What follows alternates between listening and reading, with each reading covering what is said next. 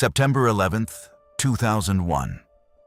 The most dreadful day in the history of America. It was morning time. The streets of New York were bustling with activity as usual. People were going to their offices. Some people were drinking coffee in cafes. When suddenly a loud sound echoed in the sky. Before the eyes of the entire world, New York is engulfed in smoke and flames. Thousands of innocent people lose their lives in a matter of minutes. That day, not only America, but the entire world was shaken. After this attack, one name became known worldwide. America made up its mind at that moment. No matter how many years it took, this man must be captured, dead or alive. Then began the world's largest manhunt, the search for bin Laden. The US military is in Afghanistan. But each time, these reports would prove to be false. Bin Laden would somehow escape each time. Year after year passed. 2002, 2003, 2004. But no definitive clue to bin Laden was found. CIA teams searched Pakistan, Afghanistan, and it took the CIA almost 10 years to find Osama bin Laden. From 2001 to 2010, America searched for him at every possible place, from Afghanistan to the borders of Pakistan. But every time they came up empty-handed. Many big terrorists were caught, and many were also interrogated rigorously. CIA officers began to suspect that Osama was either dead or hiding in a location so secure that it was virtually impossible to reach him. Meanwhile, some Al-Qaeda prisoners were being interrogated at Guantanamo Bay prison, and he was his messenger. Bin Laden relied on this single person to maintain contact with the outside world. It was here that the CIA first realized that if they could reach this man, they might find a way to reach Osama. His phone calls were monitored, his contacts were tracked, and his every move was recorded. He evaded the CIA for a long time, but one day his location was finally traced and heads towards the quiet, hilly area of Abbottabad. CIA agents follow him. Abbottabad was a quiet and educated area, with Pakistan's military academy located nearby. The CIA initially suspected. This house was quite different from the others in the vicinity. High walls surrounded it, and barbed wire was installed up on top. Compared to the other houses, the compound walls were exceptionally high.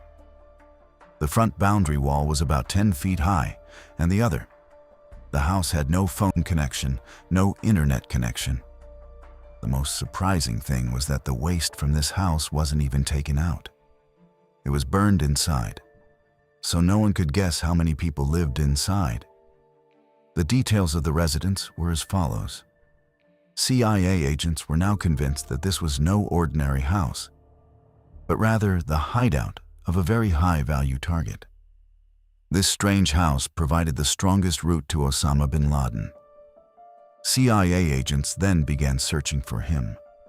The strangest thing was that no one except Al-Qaeda was allowed in or out, and even he was very discreet. Occasionally, agents spotted a tall, thin Dari man walking slowly inside the house. CIA agents were now almost certain that the man they had been searching for years was hiding in this house. In addition to tracking the mysterious figure in Abbottabad, the CIA faced another major challenge. Inside the house, simply entering the house would have been impossible. So the CIA adopted a very clever and risky method. With the help of a local Pakistani doctor, Dr. Shakil Afridi, the CIA set up a fake polio vaccination drive in Abbottabad. Dr. Shakil Afridi, along with the vaccination team, managed to reach the compound. Upon returning from Abbottabad, Navy SEALs first began the process of establishing Osama bin Laden's identity.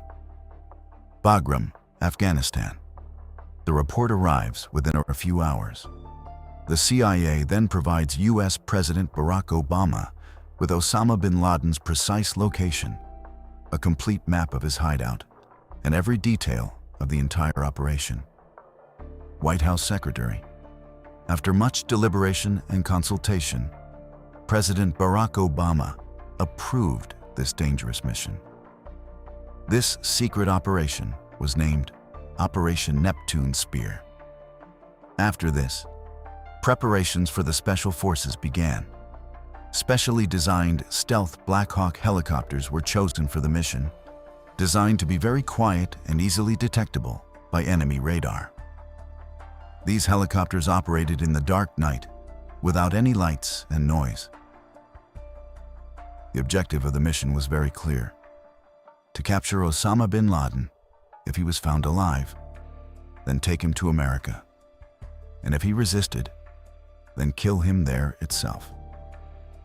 That is, there was only one order in this operation.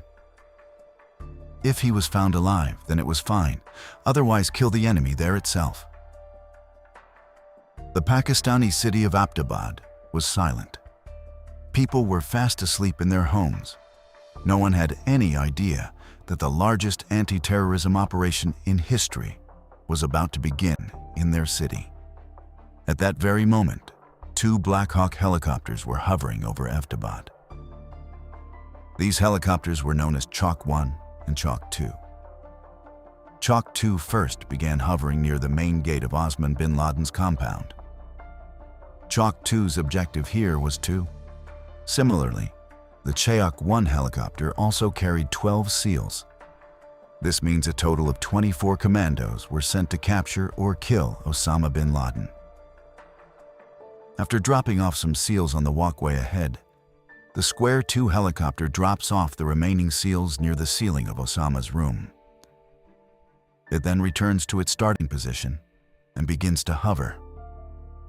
Now, it's the turn of the Square 1 helicopter. Simply put, the airflow around the helicopter can cause it to lose its balance. As a result, despite being piloted by some of the world's best pilots, the helicopter lost its balance. This incident was very big, but the relief was that all the 12 SEAL commandos present in the helicopter were evacuated safely. Surprisingly, despite such a large hand, Osama and those accompanying him remained sound asleep, and there was no significant movement inside the house. Upon disembarking from the helicopter, the SEALs first reached the wall. The main gate was closed. And then suddenly, shots started flying from 41. The person who fired the shot was Abu Ahmed al-Kuwaiti.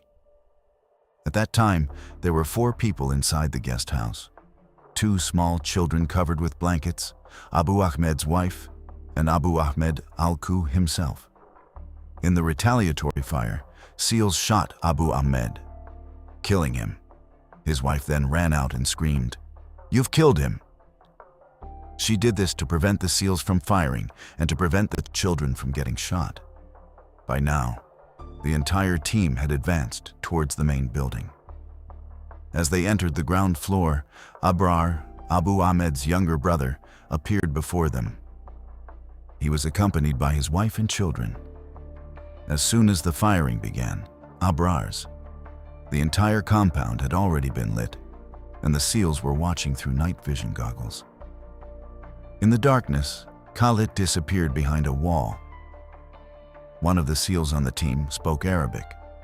He softly said, "Khalid, Khalid," in an Arabic accent.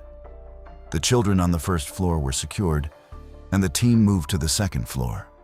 Snipers were stationed on the roofs of the guest house and the main building to protect the entire compound, in case of any attack by the Pakistani army or any external threat.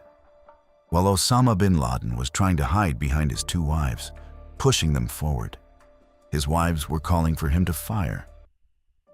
But at that very moment, a SEAL, taking the opportunity, fired bullets right into Osama's neck. After his death, his wives hugged his body and wept. The SEAL team asked his wives to confirm his identity, but they remained silent.